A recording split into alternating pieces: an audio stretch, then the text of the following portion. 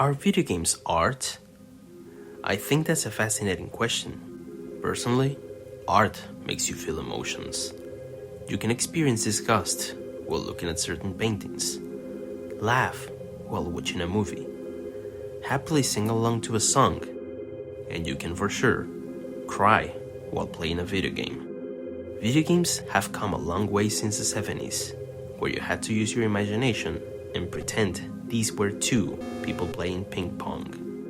Nowadays, you can experience a cinematic story unfold in front of you, while at the same time being the protagonist, controlling its movement and making choices for them. Let's take into consideration that the length of a video game tends to be longer than a movie. You spend more time immersed in those worlds and get to know the characters so well that you can't help it but get attached to them. Therefore, when you finish a video game, it might leave a hole in your life, as you were used to anxiously await to come home just to spend more time with that game you love playing. It was part of your routine, but when the ending of that game hits you right in the feels, well, the hole gets bigger and one can't avoid shedding tears. Sometimes you might cry tears of joy, but other times you might cry tears of sadness. And in this video, we'll talk about the latter. This is the saddest video game endings, part 1.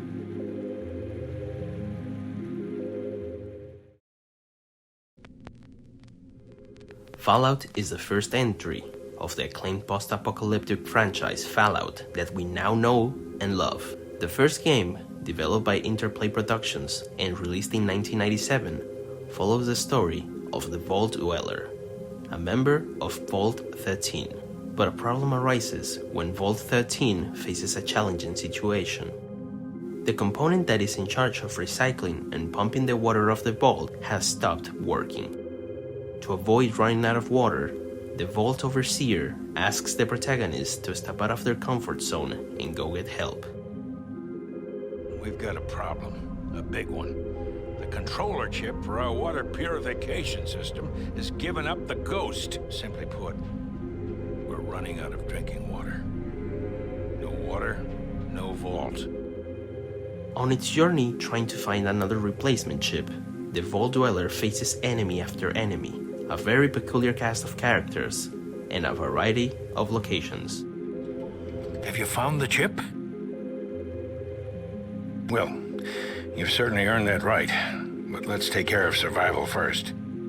When the Vault Dweller finally gets the water chip and solves the problem, the Overseer tasks the Vault Dweller to go into another dangerous mission, to go and eliminate the mutants by stopping the source of mutation.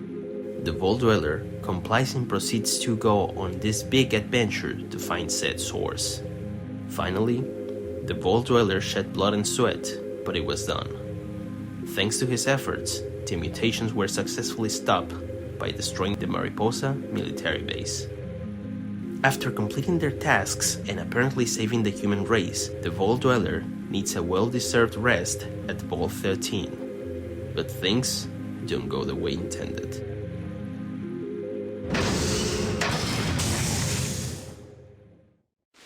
You've done it. That's wonderful, amazing. I'm so proud of what you've accomplished, what you've endured.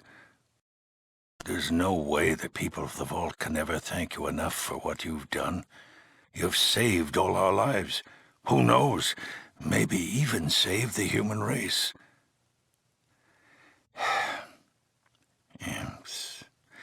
That makes the rest of this even harder. Everyone will want to talk to you. Every youngster will look up to you and want to emulate you. And then what? They'll want to leave.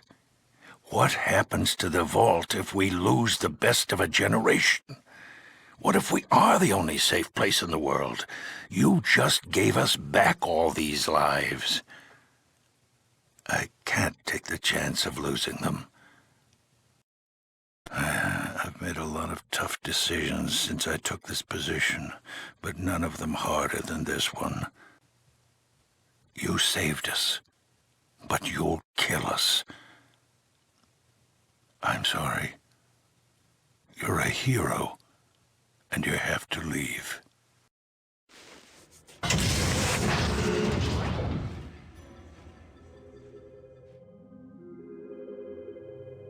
In the end, all we see is the Vault Dweller stepping out from his home permanently, just to go back once again into the wasteland with his head down.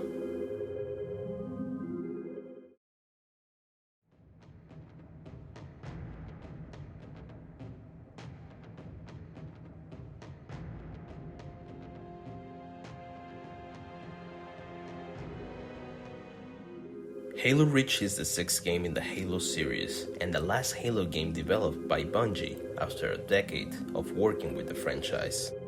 Halo Reach, which is set before the first game, takes place in Reach, where a squad known as Noble Team have to battle against the Covenant, who are invading their planet. The Noble Team consists of Carter, Kat, June, Emil, Jorge, and the main character, Noble 6.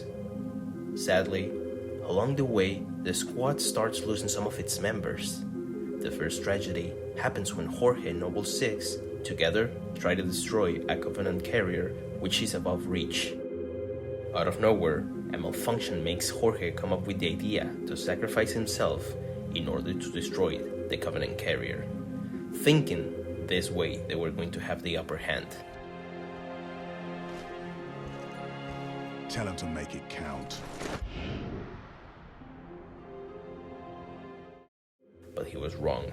There were more Covenant carriers out there. Noble 6 regroups with the Noble Team as they assist with the evacuation of the planet. While trying to escape, Kat's life gets cut short. Dr. Halsey's excavation data from falling into enemy hands. If it hasn't already. Maybe, but according to Holland, the Covenant are still hunting for something.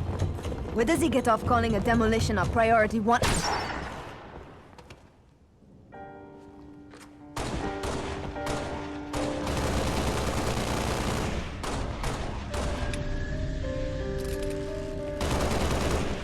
Come on, get in! Let's go, come on! Close the doors! Faster!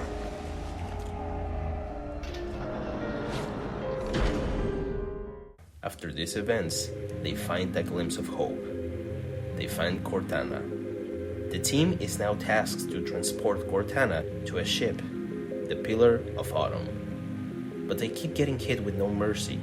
A Scarab tank is trying to end our heroes, but Carter decides to sacrifice himself in order to save his team. We can get past this, sir. No, you can't. Not without help. Commander, you don't have the firepower. I've got the math. Silent cop. Hit him hard, boss. You're on your own, Noble. Carter out.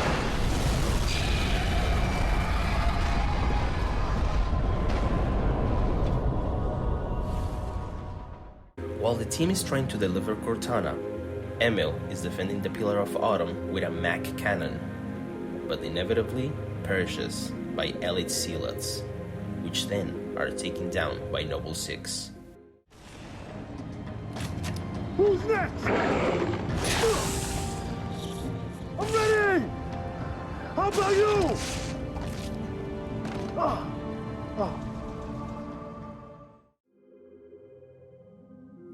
Now, Noble 6 taking control of Emil's cannon. He defends the Pillar of Autumn as they escape. The player is then presented by Bungie's special thanks and farewell during the credits. After the credits, we take control of Noble 6 once again. Alone in Reach, we have a new objective: survive, as we keep mowing down hordes of enemies over and over again. But our last stand is futile. Noble 6 takes damage and is eventually overwhelmed by the Covenant forces. The only surviving member of the Noble team was June, and the fall of Reach became something to be remembered dearly by the Halo community.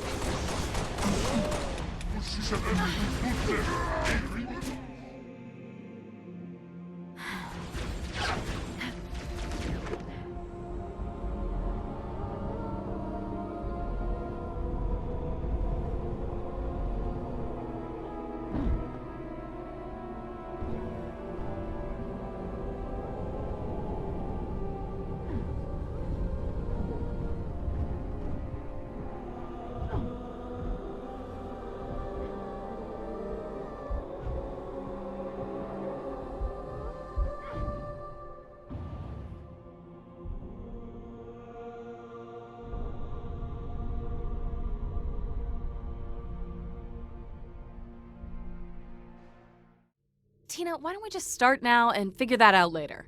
Come on, girl. You know we gotta wait for Roland before we start.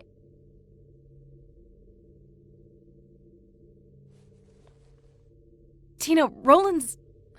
You know Roland's not coming, right? He's not here anymore. Yeah, he's probably running late or something. We'll just start now. So, like I said, roll for initiative, suckers! Tiny Tina's Assault on Dragon Keep is an expansion pack for Borderlands 2, which was later released as a standalone game. In this game, we see the protagonists together enjoying a session of their favorite tabletop role-playing game, Bunkers and Badasses, with Tiny Tina being the game master. We are transported into this magical world. We have to rescue a queen from an evil sorcerer, and during our playthrough, we get to see some familiar faces. The spontaneous personality of Tiny Tina makes the game so unique as she modifies the game's environment however she wants and whenever she wants.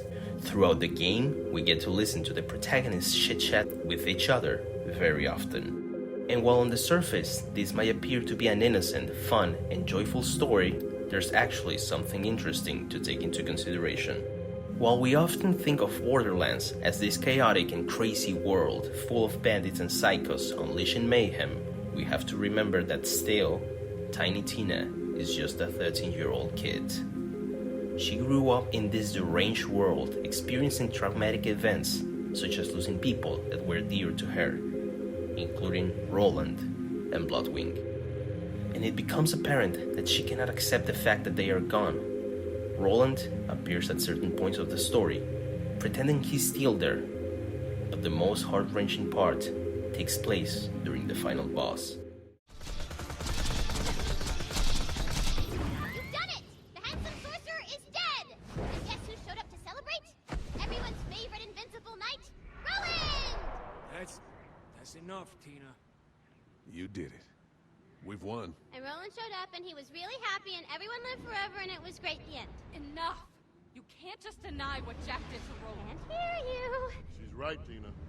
So do you want to do some side quests or? You need to accept it. Roland is dead. I know!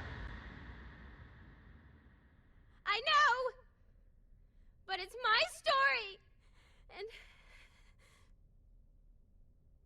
You know what? It's okay. He doesn't have to go. Not if you don't want him to. Yeah, keep going.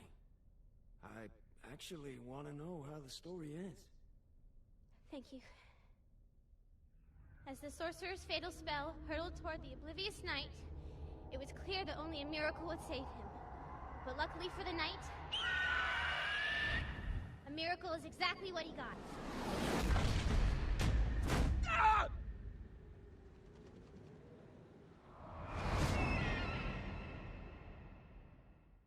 After defeating the boss and restoring peace, the protagonists call it a day as they finally finish their session. Afterwards, everyone gathers at Roland and Bloodwind's memorial statues, where we finally see Tina come to terms with the fact that his friends are gone, saying goodbye as she hugs Roland's statue.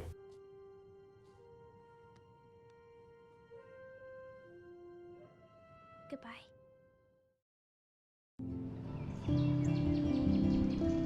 Life is Strange, developed by Donut, is an adventure game, even though some people may consider it an interactive movie, released back in 2015. In this game, we take control of Max Caulfield, a girl who moves back to Arcadia Bay, the place where she grew up as a kid, to study at the private senior high school, Blackwell Academy.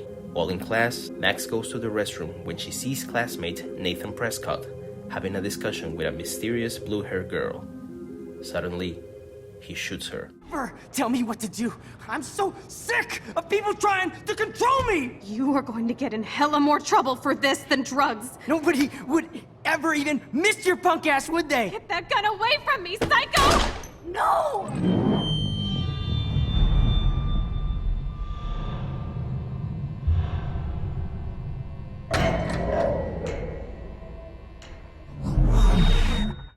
Only for Max to realize she's back again in the classroom, and the same events she experienced minutes ago unfold the same way. Unknowingly, Max developed the ability to rewind time. So, This time, she saves the blue-haired girl, which eventually she discovers to be Chloe Price, her childhood friend. They catch up and spend some time together, but also Max reveals to Chloe her new abilities. During your playthrough, you get to meet very memorable and interesting characters such as Kate, Warren, Joyce, Brooke, Victoria, and many more. But also enjoy different, breathtaking environments. As the game progresses, you get more involved with them, but meanwhile, something odd is going on behind the scenes. Since the day Chloe was saved, strange things start to happen in Arcadia Bay. We can see the effects of this on the weather. It's autumn, yet at the end of the first chapter, it starts to snow, and there are mentions of a storm getting closer. You see, Chloe wasn't meant to be saved. Max altered time and opened a new timeline, where Chloe still exists, but once again, that wasn't meant to happen. Not only that, Max kept using her abilities whenever she needed to, which started to take a toll on her well-being. Eventually, Max and Chloe reunite at a lighthouse, and Max figures out that thanks to her actions, she altered the course of things, which caused this storm to appear. Slowly getting closer, ready to unleash devastation upon Arcadia Bay, Chloe suggests Max to go back in time and let fate happen the way it was intended. This is when we're given two choices, to either save Chloe or save Arcadia Bay. All those moments between us were real, and they'll always be ours. No matter what you choose, I know you'll make the right decision. Chloe, I can't make this choice. No, Max. You're the only one who can.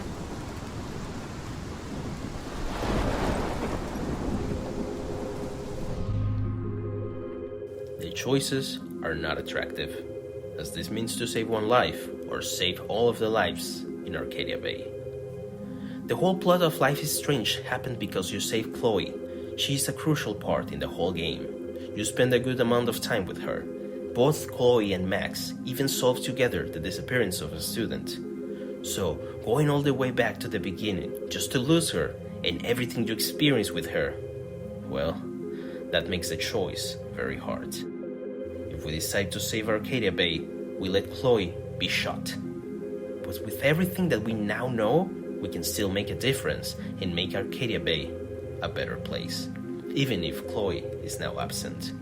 But if we instead decide to save Chloe, we let the storm hit Arcadia Bay, reducing the town into piles of rubble, leaving destruction and sorrow behind, and possibly most of the characters we met along the game will also tragically lose their lives. Nevertheless, Max and Chloe remain together and leave the town, leaving behind a shattered Arcadia Bay.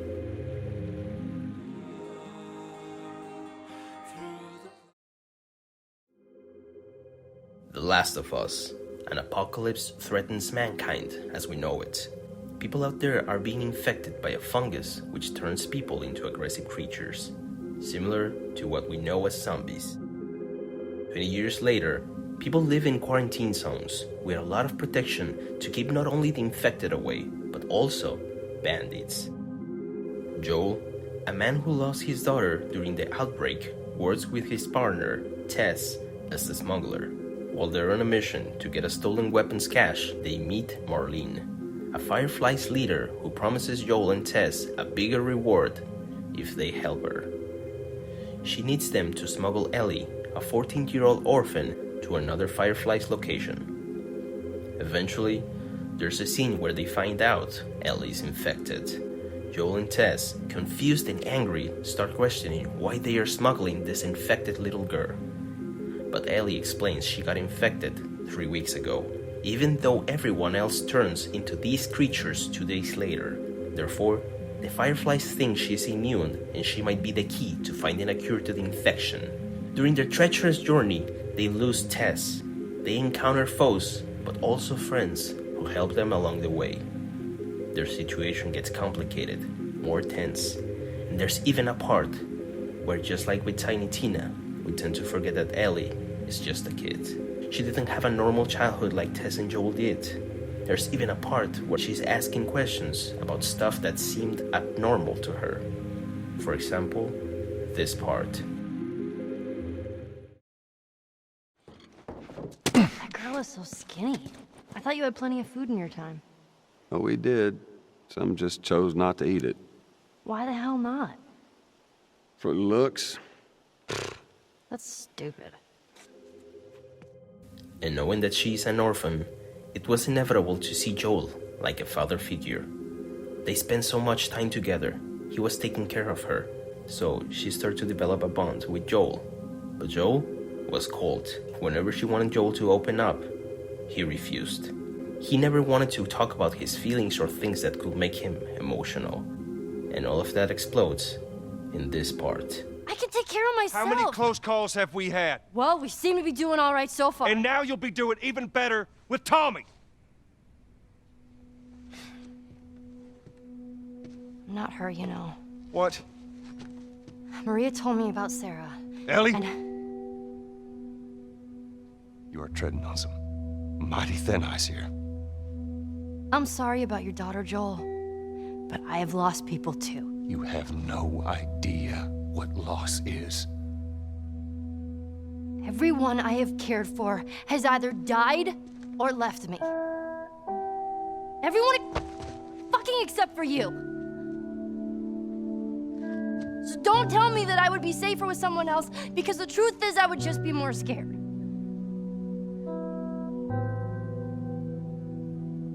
You're right. You're not my daughter.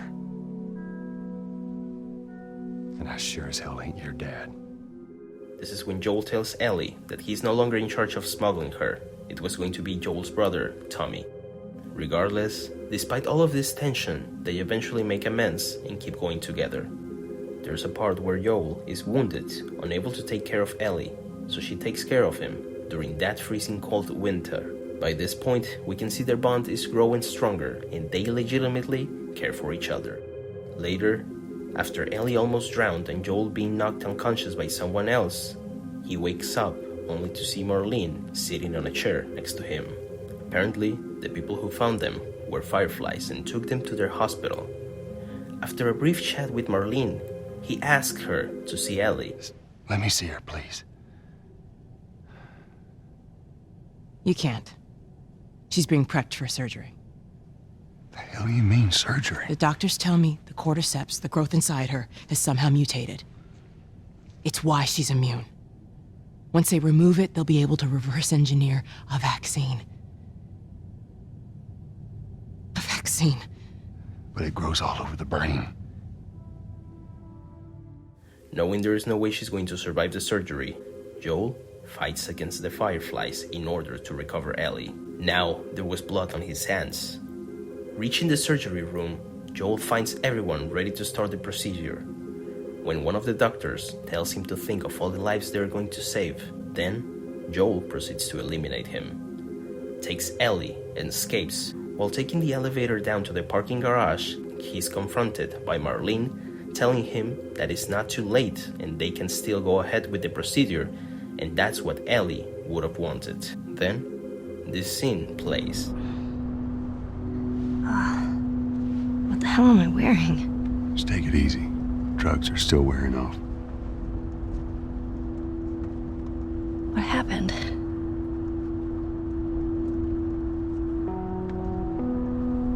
We found the Fireflies.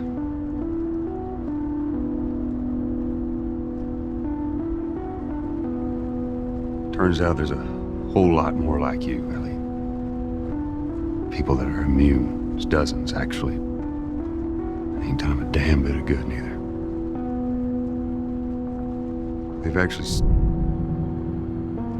They've stopped looking for a cure. Let me go. Please. You just come after her. Not only Joel lied to Ellie when he said there were more like her and that there was no cure, but he doubled down later when she asked him to swear that all of that was true. Swear to me. Swear to me that everything that you said about the Fireflies is true. I swear.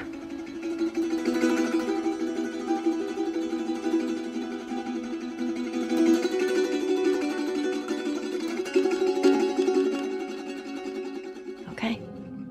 While Ellie might have been okay losing her life for a good cause and being part of this new cure, Joel didn't let her serve her purpose. So, lives were lost, directly and indirectly, when he refused to let them create a cure, leaving us with a bittersweet feeling, knowing that Ellie is still here with us. But at what cost? I hope you enjoyed this video. If you did, don't forget to leave a like and subscribe. If you played one of these games, I hope I was able to bring back some good memories when you played them. I plan on eventually making a second part, so if you have any suggestions, don't hesitate to leave a comment. I already have some titles in mind. Anyways, take care and see you soon.